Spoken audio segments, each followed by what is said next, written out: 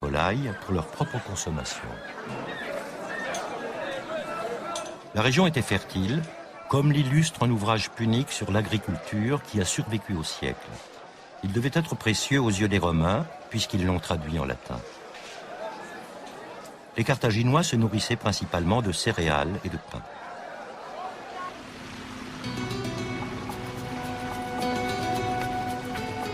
Mais ils vivaient essentiellement de la mer. C'est grâce à elle qu'ils connaissaient une telle prospérité. Une puissante flotte de guerre protégeait les navires marchands. Ces galères étaient réputées et craintes.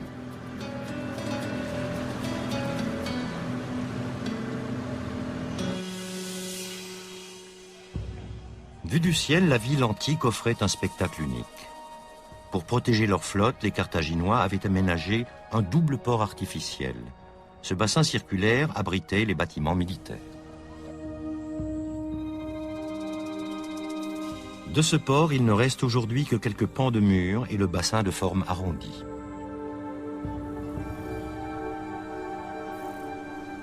Les historiens grecs et romains nous livrent des témoignages stupéfiants.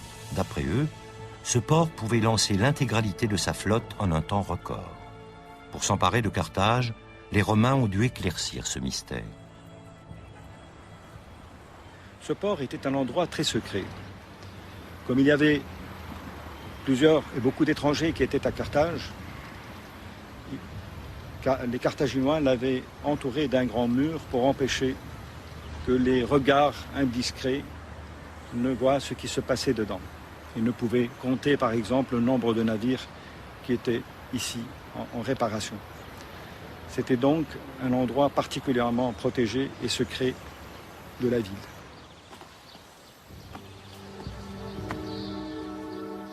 L'île située au centre de la zone portuaire accueillait jadis le siège de l'amirauté. C'est ici que battait le cœur de la puissance maritime carthaginoise. Et c'est également d'ici que s'est orchestrée la domination de Carthage sur la Méditerranée.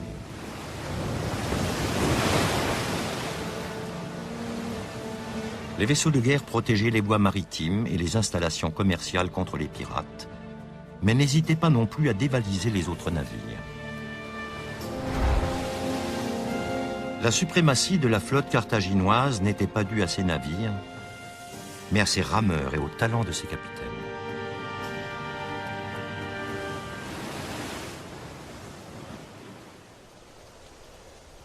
Les archéologues ont pu mettre à jour l'une des 220 rampes capables de libérer les bâtiments de guerre en un temps record.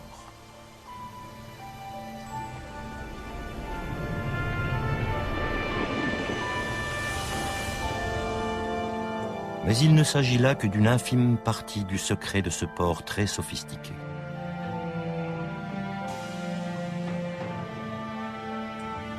Le port circulaire se trouvait derrière ce bassin rectangulaire réservé aux navires marchands.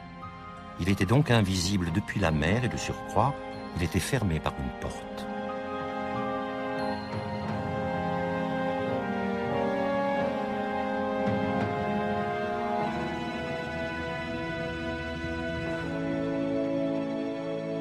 Magon est parti depuis plusieurs mois.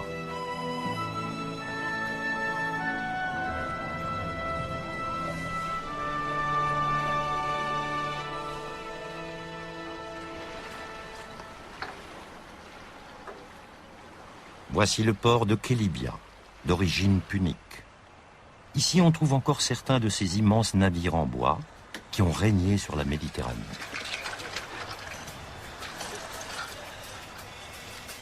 Il y a 3000 ans, les Phéniciens avaient déjà commencé à construire des bateaux pour parcourir la Méditerranée.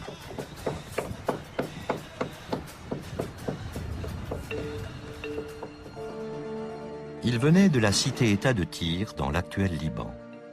À bord de leurs bateaux, ils naviguèrent vers l'ouest et fondèrent plusieurs comptoirs commerciaux, dont Carthage. Grâce à sa situation stratégique, la cité nord-africaine ne cessa de gagner en puissance, jusqu'à éclipser militairement et économiquement toutes ses rivales phéniciennes. Il y avait des marchands, il y avait des marins. Et là, les négociants carthaginois sont très célèbres. Ils étaient aussi célèbres que ceux de Phénicie, qui sont connus par tous les textes de l'Antiquité. Carthage était, n'oublions pas, une puissance commerciale de premier ordre. Une des forces du peuple carthaginois est sa capacité à assimiler les autres cultures. Les quelques statuettes conservées présentent des traits grecs et égyptiens.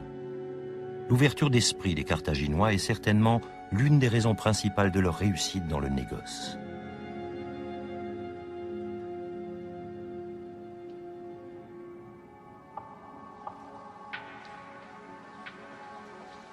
Dans ce coffre-fort, Siem Rudesli conserve quelques objets précieux.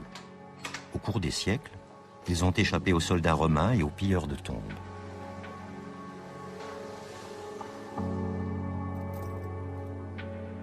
Ces bijoux sont les témoins les plus intimes d'un passé depuis longtemps révolu. Les bijoux puniques sont d'une rareté, d'une finesse introuvable de nos jours. Ce sont des bijoux qui ont été portés par des femmes riches, puniques, les bijoux avec des médaillons portant des statuettes en faïence, des boucles d'oreilles qui sont lourdes, bien travaillées. Il y a de la recherche dans la technique de la fabrication. Ces boucles d'oreilles, elles sont lourdes, elles ne peuvent pas être suspendues à l'oreille, mais elles peuvent être suspendues par l'intermédiaire d'un cordonnet. Les femmes riches portaient des bijoux avec des exigences. Donc les bijoutiers s'adaptaient à cette exigence de la femme riche punique.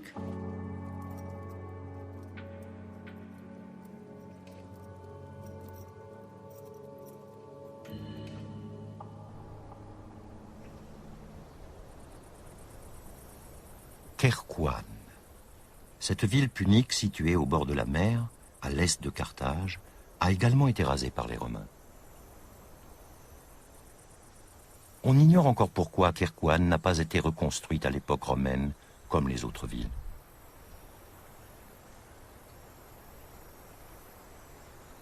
Mais c'est justement pour cette raison que Kherkouan peut fournir de précieux détails sur l'urbanisme et la société punique.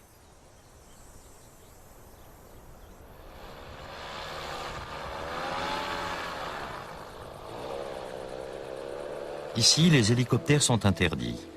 Alain Arnoux a été autorisé à utiliser un parapente motorisé pour profiter de la vue d'ensemble du site, une grande nouveauté.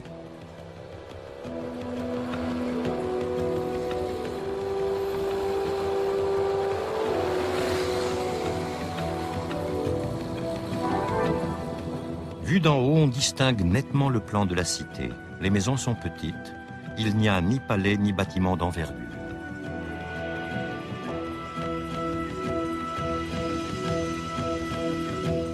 Nous savons aussi par les institutions carthaginoises qu'il y avait bien sûr des suffètes, c'était les chefs de politique de Carthage. Il y avait aussi des prêtres qui s'adonnaient au culte de toutes les divinités dont on en a parlé. Et ces prêtres sont évoqués aussi à la fois sur les stèles votives du Tophet, mais aussi sur des stèles funéraires. Donc c'était une société très complexe, qui était composée de plusieurs corps de métiers.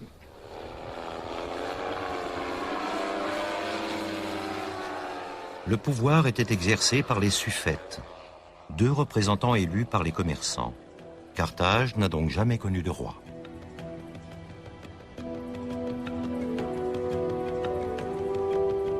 Une formule qui permettait de contenir les ambitions individuelles. Les décisions politiques étaient motivées par la seule réussite économique de la ville.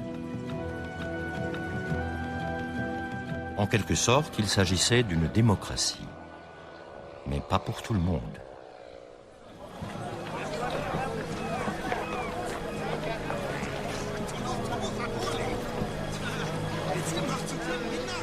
Aucune ville de l'Antiquité n'aurait pu exister sans esclaves. Leurs muscles étaient les moteurs du monde antique. N'importe qui pouvait être réduit à l'esclavage, les indigents, les personnes enlevées, les prisonniers de guerre.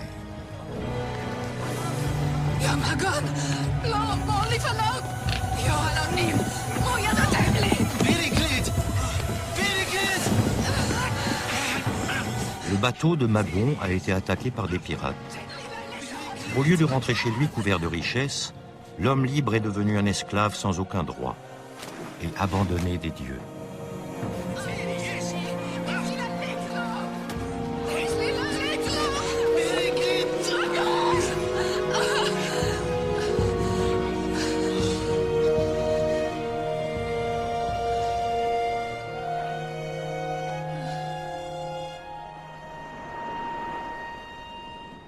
Le cap Bon, le mal nommé.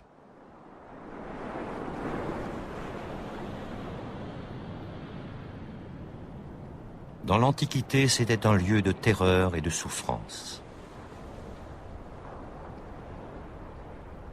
Ici, esclaves et criminels extrayaient les pierres nécessaires à la construction de Carthage.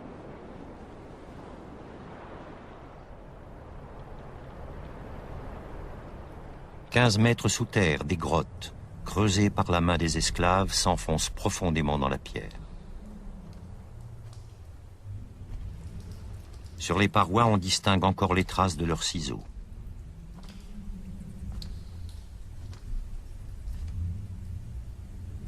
Ces grottes faisaient à la fois office de carrière et de prison.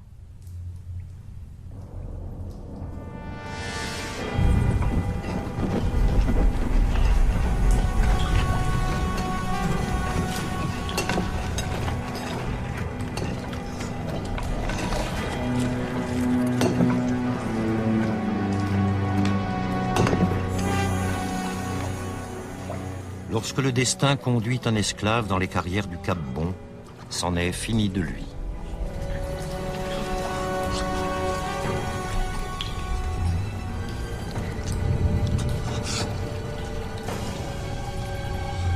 À la merci des gardiens, Magon sait qu'il ne quittera jamais les carrières vivant.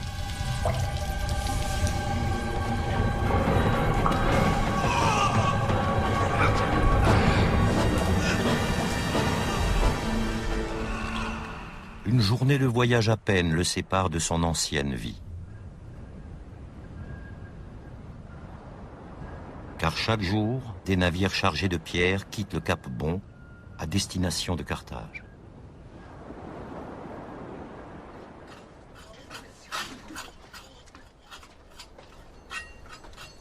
Les recherches de Roald Docter commencent enfin à porter leurs fruits.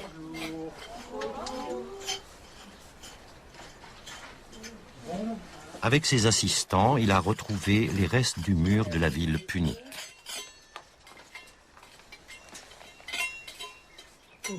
Ses dimensions sont impressionnantes. Ça fait combien? 3,90 m. Ok, merci. Diese Mauer ist tatsächlich gefunden worden. Nous avons trouvé ce mur qui est composé de 2 parties, avec au milieu des tiges de renfort. Son épaisseur totale atteint 4,80 m. C'est une énorme muraille.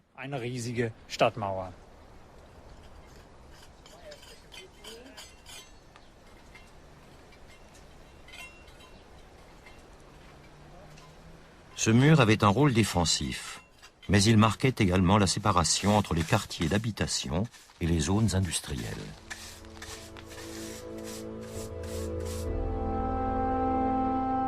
Les ateliers artisanaux, sales et nauséabonds, tels que les tanneries et les fonderies, devaient rester hors des murs de la ville. Au fur et à mesure,